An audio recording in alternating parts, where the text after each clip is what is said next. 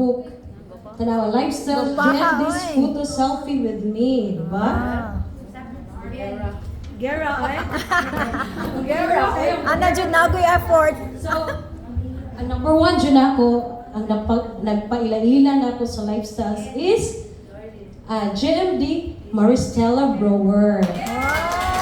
Aka. Tito Elnar in FB. I known her before lifestyles because she is my boss in Elros Trading. Miss, ay? Ha? English to ma'am ha? Customized dyan. Ako nagbasahan ako ipangutang dali pero kuha na ka ng gamay naman, di ba? So next na lang, next. Tanawa ba pa kay Midarig Duha? Yes! Ang ikaduha kay si GMD Eva Radillos kay during my sales days kanang di ba sa sales na ako mo mag field work ko. So tungod ni GMD Eva na kuan jud ko na inspired ko kay pag adto na ako sa site iha daytong hotel. Mo na ang kuan karon apple tree. So na-inspire jud ko to do the lifestyles business kay kuan jud kanang gula tinuod gyud itong lifestyles no. From the start. So di ba si GMD Eva kay lagi ta she is a money fairy.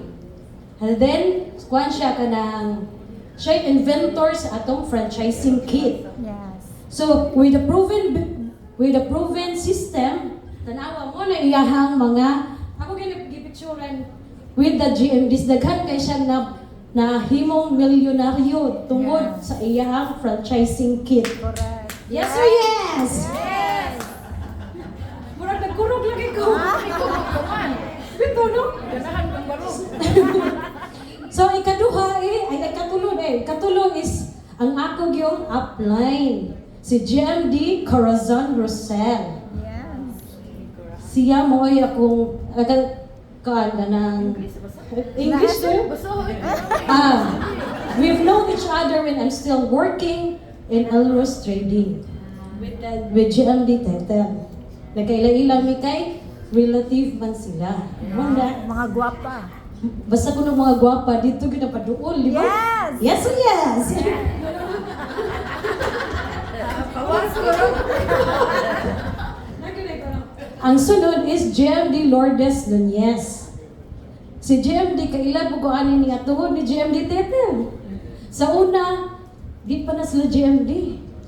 Yes. Then, si GMD Lourdes, ko na siya, attorney ang iyang husband. Pero, nagdo sa business. Di pa mo ma-inspire, ana? Correct. O, di ba? Oh, wapa kayo nilagay na. Ay, mura to? Last Last. Si GMD Milagros Rocamora. Kuha na siya. Nagkailami tungod kay mga dansiros ko mi. Kami back up katong nag-speaker nag-speaker si GMD Eva Radillos sa Aliw Theater. Kami mga first nga nag-speak si GMD Eva, kami na nanayaw mi first, di ba? Before katong nasunog ang Aliw. So, mura ko na to. Yay! Thank you and good morning. To God be all the glory. Congratulations! Next winner net!